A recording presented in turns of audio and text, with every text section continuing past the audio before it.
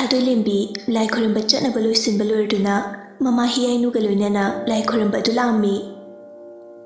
Ngayaki matung lai khoramba loirduna mama machani to halami.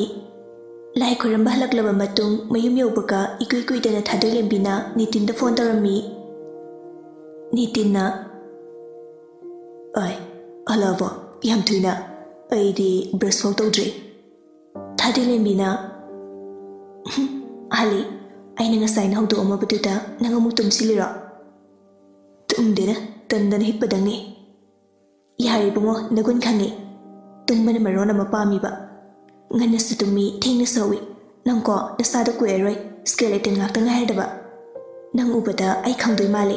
Triti kay man kay amuk leramdana ba. Nangido engon usitiro. Triti mani kaina. Kina kigali duga. Bema namangdaga soidin utare amuk tunga lemdana ba. Ahing tungibadagi awgadregi pawem tanarbani. Ai sibaga paline ai sidiga waliko nang susininga thine ai sorda nang loksen binabani bige. Yar thadoi nang khangnabana hena kire yam thuna sidai male nang suna tawtaw zawro ai su brasonda tawthokige pironga se kida su kige. Napanabu Hoi tawro Tawbinaba mi leite ay natana nang tawlawadana. Yahardi lani tawtho ay su jamda thongkige. Hoi baby love you. Is pakte ko baby kaina. Hoi warena muk paunarasi. Asi haraga phone de thamnakre mahai mai thabak tawna haujikti college satpagi matam yonare. Jessica na Mau tabro Kwaisi kruzano Tikna kasi diba Ima Juliana Kaidorage Kaitawbo yaurage Atukana kauri dibo ha Kaisi luge Masai diki kobada Kanawa kangimi Ay saksarage Pesa kita piyo Ima nabi singa Pulap jaminarage Kaino ne Chakti thiraga thanamabani Ingbu ingamani Kharasa thoga setlodana Mama ai thengkreba kona charge Haujipu thengabrane Nangi college sibu pung 8 makhai da class haudai ne Haujikti 9 makhai ta da ngari ngali chakto khra charaga setlo Thengi ma Mi aikoi college ki class ke ba meeting le adu yaudini ngana la on haiba Piro ba say Oi, sesi, lupa cawa si puro. Pajana seluko. Aswaida kari no sabaya bakara yenga gane jasilu. Cawa si dike dog deba. Lising masualo. Seba ima lising masualo ba. Atu di yamalinya, atu yamba sel dudi kaito bude sisina deba. Kaino, gari tawan besini. Soidena gari yara trani kalo. Adaki imana besinga jamindang minabada. Cawa du neke dog deba. Chonga dudi kon su kon aroi. Sese, chonga sisu paisilo. Yam jiksne sijinaw ko. Arembada pisa manghangi khangano. Ahima.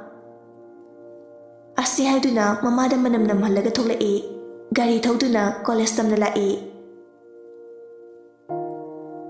Jessica na college ngana lakli badu atai kari sulay banate. Yai komba college lakpa ngai na bani. Jessica na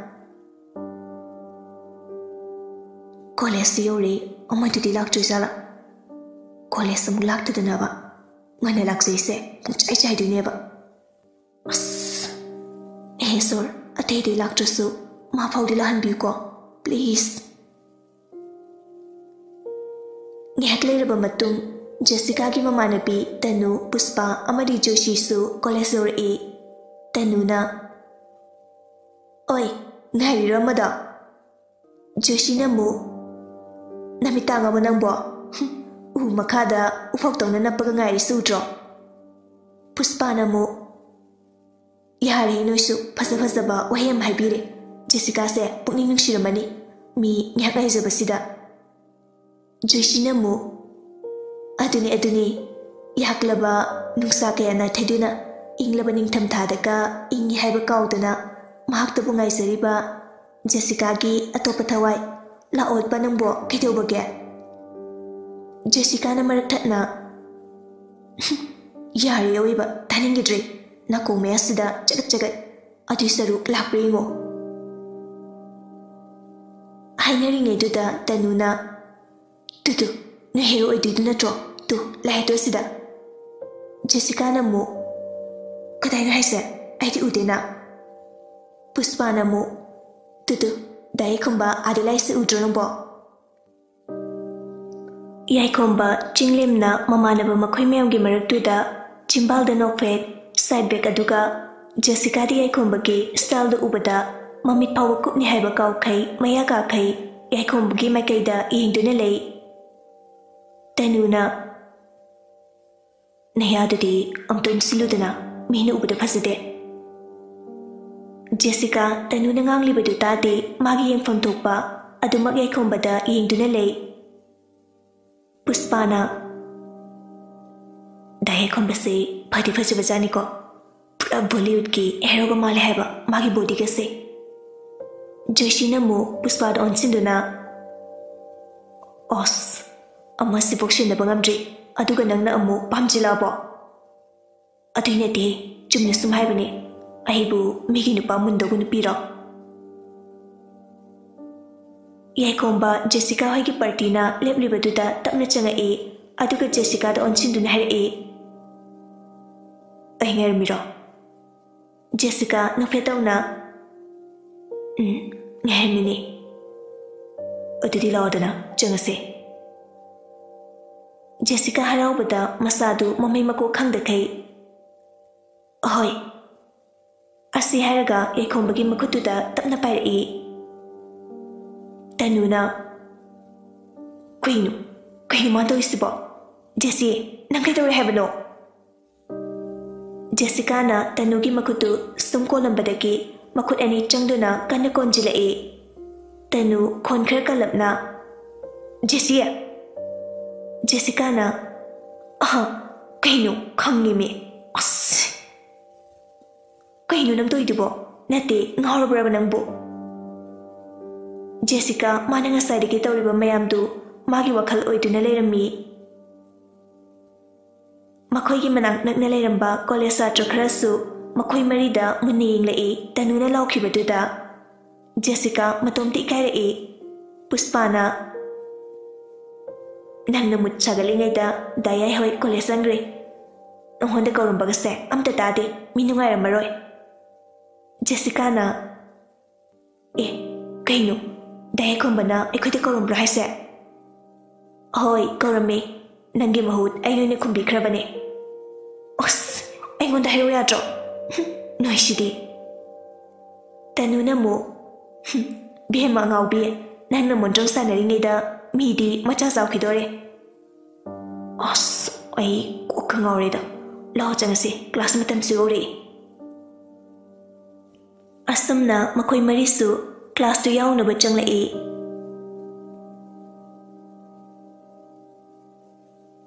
Se ay na ngasay lahi dagi lawruk pahiruk ni Nitin haido lawi adu kahari Adu numitarani mukti unaba panglaroy Adu nangi kailero haino Thadu lembina Lehtrusu yarida Naibungodo magi legitaba mapamdo Adu fawba phajana thinbiramo aduga nangsu tekta gaidana aigi nakta halo ai dada halak pangairamdoini Nitin thadoilembigi makokta tapna nanthavi aduga harai amadi hayo dada numaiteba adudi dadana aigi nena khana lerakpado aduna aigi sopambani thamoi singlobo nangbo Sengi, dadana lerakpaduna aigidi yari. Suknung sibu aibu kadayadagi thainaruyna habanida. Ai sekta sumbineba. Ngawred ai. Thadilembi nokfetawna is warido aidi nomata nang sumkide sumba saijade. Machin masasiga mashi nang jathopa soiroi. Yin hui nganu chabane sabani. Mi paudi chakala adinangsu henmandro. Masidi bako fagi tawni nungsidana ꯊꯦꯡꯉꯦ ꯂꯥꯛꯑꯣ ꯉꯟꯅꯕ ꯇꯧꯔꯁꯦ ꯄꯨꯡꯁꯨ 3 ꯍꯦꯜꯂꯦ ꯑꯍꯣꯏ ꯋꯥꯔꯤ ꯅꯨꯡꯉꯥꯏꯔꯤꯉꯩꯗ ꯄꯨꯡ ꯍꯧꯈꯤꯕꯒ ꯈꯪꯍꯧꯗꯦ ꯂꯥꯛꯑꯣ ꯑꯁꯨꯝꯅ ꯊꯥꯗꯣꯏꯂꯦꯝꯕꯤ ꯅꯤꯇꯤꯟꯒꯤ ꯒꯥꯔꯤ ꯃꯅꯤꯡꯗ ꯀꯥꯗꯨꯅ ꯃꯈꯣꯏ ꯑꯅꯤ ꯄꯨꯟꯅ ꯍꯟꯃꯤꯟꯅꯔꯛꯏ